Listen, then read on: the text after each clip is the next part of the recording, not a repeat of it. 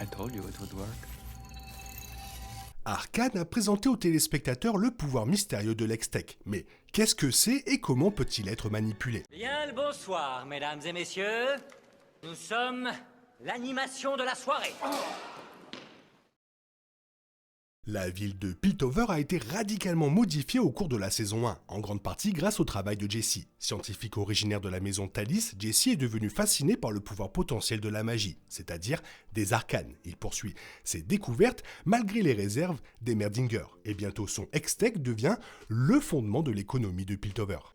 Évidemment, le problème avec l'Hextech est qu'il s'agit d'une science fusionnée avec de la magie. Cela signifie qu'il est instable et imprévisible et qu'il n'est pas franchement clair si les lois du domaine physique s'y appliquent toujours. Bien que Jesse ne s'en rende pas nécessairement compte, il tire son pouvoir d'autres domaines d'existence. Et cela comporte un danger inhérent, un danger qui pourrait signifier que Piltover souffre dans la saison 2. Pour comprendre l'Hextech, vous devez d'abord comprendre comment fonctionne la magie dans Arcane. Les mécanismes de ce système magique sont tirés du jeu League of Legends, même s'ils ne sont peut-être pas identiques. Il existe 4 domaines d'existence différents dans League of Legends, et la magie implique la manipulation du pouvoir de certains d'entre eux.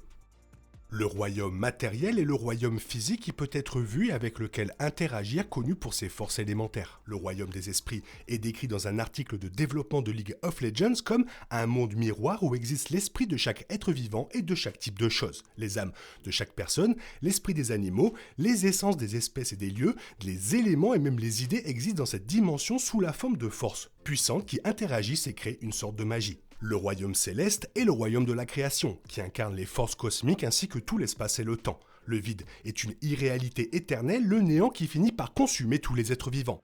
L'Hextech fusionne la magie élémentaire du royaume matériel avec la puissance brute du royaume spirituel. La forme principale associée à l'Hextech correspond à une rune de League of Legends, la rune de l'innovation, ce qui implique peut-être qu'il s'agit bien d'une idée née de l'esprit de Jace qui a reçu une forme physique. Si tel est effectivement le cas, alors le pouvoir potentiel de l'Hextech augmente à mesure que de plus en plus de personnes sont captivées par les idées qu'elle représente. Dans Arcane, le pouvoir magique est principalement manipulé grâce à l'utilisation de runes. Ceci aussi est tiré de League of Legends. Là, les runes sont des améliorations qui peuvent ajouter de nouvelles capacités ou des améliorations à une personne. Il existe 5 chemins de runes de base dans le jeu liés à différentes couleurs. La précision est jaune, la domination est rouge, la sorcellerie est violette, la résolution est verte et l'inspiration est bleue.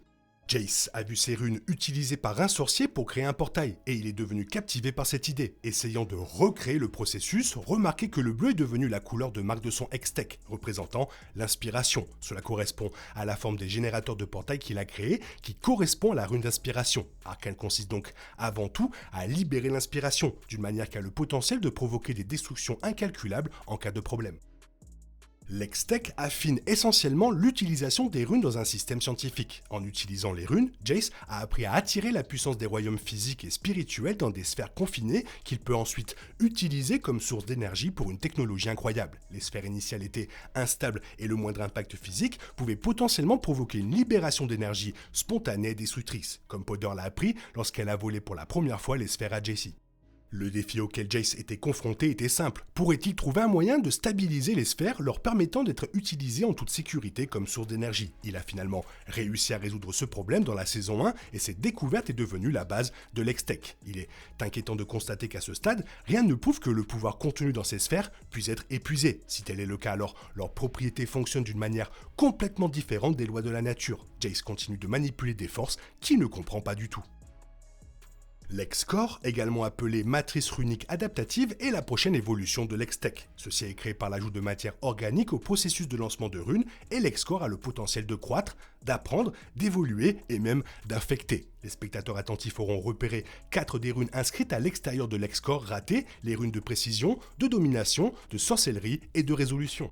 La rune d'inspiration était remarquablement absente et devait probablement être ajoutée pour stabiliser. Le problème c'est que Jace et Victor ont fait évoluer l'Hextech sans prendre le temps de bien comprendre le fonctionnement de leur propre science. Ils mélangent le pouvoir de 2 royaumes, des royaumes qui ne sont pas censés interagir ensemble. De plus, ils le font sans comprendre certaines des variables clés. À titre d'exemple, dans League of Legends, la magie circule à travers les lignes telluriques qui traversent la surface du monde. Comment ces lignes telluriques interagiraient-elles avec l'Hextech ou même avec un Hexcore ?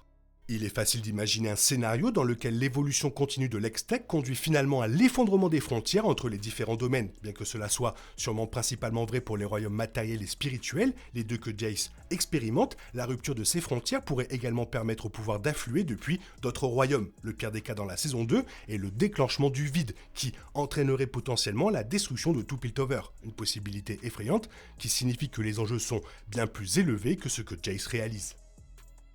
Voilà, ça sent bon pour la fin de cette série. Toi, qu'est-ce que tu en penses? N'hésite pas à me le faire savoir dans la zone commentaire. Sinon, il est temps pour toi de reprendre le cours normal de ta vie. On se retrouve bientôt pour une nouvelle vidéo. Bisous, bisous, bye bye. Il est impossible de compter sur les autres de nos jours. On est obligé de tout faire soi-même. Je me trompe? Rien de grave. J'avais tout prévu. Où va le monde? Je vous le demande.